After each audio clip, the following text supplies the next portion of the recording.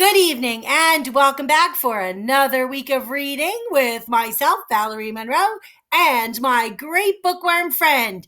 That's me, Bookwormy. Welcome back. I hope that you've been doing well and that you're ready to get back into our story, Down the Swale. It's a great story. I know. It tastes really good. Very delicious. Bookwormy, we're not eating the book. We're reading the book. So if you Sorry, I always forget about that part. I'm sure you'll learn one of these days. Now, the last time we were reading, Brogden had gone into John and Elaine's house on Sunset Island for the first time. And Elaine had just said, "Welcome home." Brogden stepped tentatively inside and followed John into a parlor. It had two large floral couches and several comfortable looking chairs. A brick fireplace was at the far end, and there was a delightful aroma coming from somewhere else in the house. "Chili," John said, noting that Brogden was inhaling deeply. "We've had it simmering in the crock pot all day." I don't know about you, but I think chili's pretty delicious. Brogden had no idea what a crock pot was, but he was about to find out. He trailed after John and Elaine into the kitchen. A white wooden table with four matching chairs occupied the center of the room. Two bowls, two glasses, two napkins, and two sets of silverware were arranged on it. Elaine reached up into a cabinet to get another bowl for Brogden. "Why don't you fetch some pillows, John?" she asked, "or whatever you can find, a box or something for Brogden to sit on so he can reach." While he went to look, Elaine lifted the lid off a large ceramic pot, and more of the delicious aroma wafted out.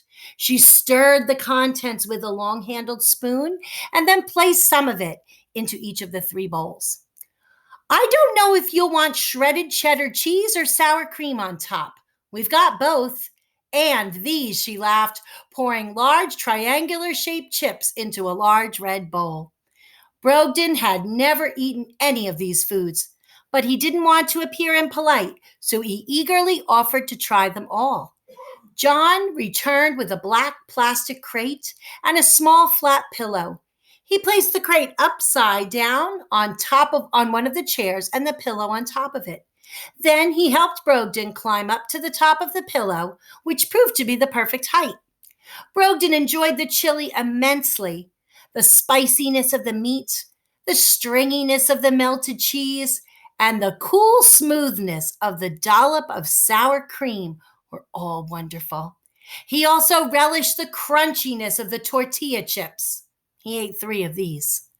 And then Elaine cleared the bowls away and brought out a gallon of chocolate chip mint ice cream. That's my favorite. She scooped some into 3 wafer cones, asked Brogden if he would like sprinkles. He did, and suggested that they sit out on the porch while they ate them. The air was much cooler outside than it had been earlier, and it was pitch black, except for the soft light cast by the moon. They sat on the swings watching the fireflies and eating their ice cream, and Brogden thought it was perhaps one of the nicest times he'd ever had in his life. Elaine asked some questions about where he lived and about his aunts and life near the Swale, and John promised him that he would take him home the next day. They had several boats that could get them to the mainland. From there, John said he'd drive Brogden home. "But how will you know where I live?" Brogden asked. "The hills around Lake Wahakmo are huge." "A map," John reassured him. "First thing tomorrow, we'll spread out a map and figure out the location of your hut. Don't worry." The flickering of the fireflies and the steady chirruping of cicadas were making Brogden sleepy. His eyelids began to droop, and he had to fight to keep them open. "Brogden, dear," said Elaine gently, "you've had a busy day. It's time you get to bed. We'll put you up in the guest room." He didn't need to be asked twice. He allowed Elaine to carry him up the staircase that led to the second floor. The steps were too high for him to climb on his own anyway. As they went down the second floor hallway, he noticed that all of the doors were closed. That's our room, Elaine said, indicating the door directly across from the staircase. Then she said that if he needed it, the room next to their bedroom was the bathroom. She continued down the hallway past another closed door. Brogden wondered what room that was. But since Elaine made no mention of it, he decided not to say anything. And when they reached the end of the hallway and the very last door, she turned the knob. "This is the guest room," she said with a flourish as the door swung back. "For you, our guest." Brogden couldn't believe his eyes. It was the most magnificent room he'd seen so far. Now, this wasn't always a guest room, mind you. Brogden turned and found John standing there. "If you recall," John went on, "I told you that my great-grandfather built this house as a retreat. Well, this was his special room, where he came to get away from everything." Brogden thought it looked more like a room to get to everything. A bay window extended outward, looking out upon Lake Wahakmo. In the moonlight, the surface of the water sparkled like a million diamonds. A telescope stood on the floor by the window, and John explained that it was for seeing the moon and stars and planets. A pair of binoculars hung from a peg to the left of the window, and John said that his great-grandfather used them for watching eagles and hawks. A strange-looking rubbery loop hung on the wall to the right. When he saw Brogden eyeing it, John said, "Ah, yes, you might enjoy seeing how great-granddad's fish food slingshot works." He reached into a sack on the floor below the loop and took out a handful of brown pellets. He then opened one section of the window before pulling the loop back until it could stretch no further. "Watch there," he said, pointing to a particular spot on the lake that was bathed in moonlight. He inserted the pellets into the loop and let go. Brogden watched as the pellets flew from the slingshot, through the air, and across the night sky. As they fell toward the lake, several fish jumped out of the water. Even from this great distance, he could see their silver scales glistening as they arced up and caught the pellets in their wide mouths. "Wow," Brogden whispered. While Elaine disappeared to draw the bathwater for him, John let him try the slingshot. He marveled each time the fish rose and fell in the moonlight. "If you think that's amazing, come take a look at these," John said. A small wooden table in one corner was piled with at least a dozen wooden tubes of various sizes and colors. He showed Brogden how to lift the tubes to his eye and turn them so that he could see the explosion of colors in symmetrical patterns inside. John explained that they were called kaleidoscopes and that each was handmade by his great-grandfather from unique collections of objects that he'd found on the island, such as pebbles and small pieces of colored glass. Now, I want to show you something special today.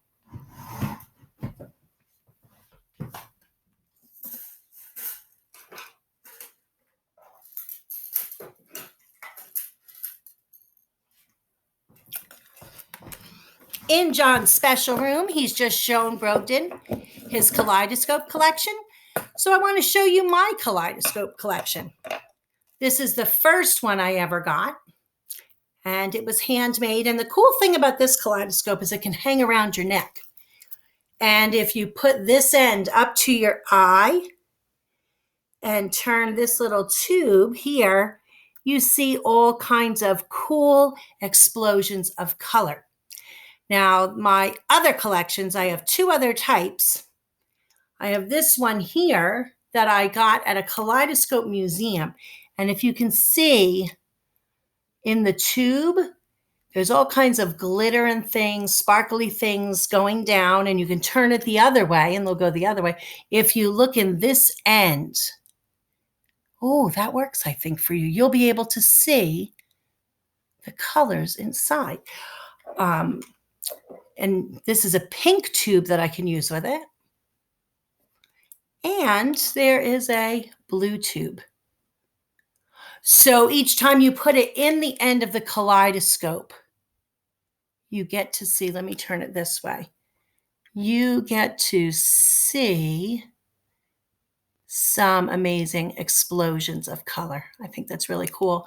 The last one I have, and I don't know that you'll be able to see inside this one, is a unicorn kaleidoscope. And if you look in, if I turn it for you just like that, you might be able to see something going on inside there. I've always been fascinated with kaleidoscopes and how they're built and how amazing the colors are. And that's why I just decided to include kaleidoscopes up in that special room in John's house. So I hope you have enjoyed that part of the book today. And I hope you'll be back tomorrow to read with us. That was so cool. I didn't know you had a kaleidoscope. You want to look through it? Oh, that's magnificent. Well, we'll see you tomorrow. Keep on reading. See you tomorrow. Bye-bye. Bye-bye.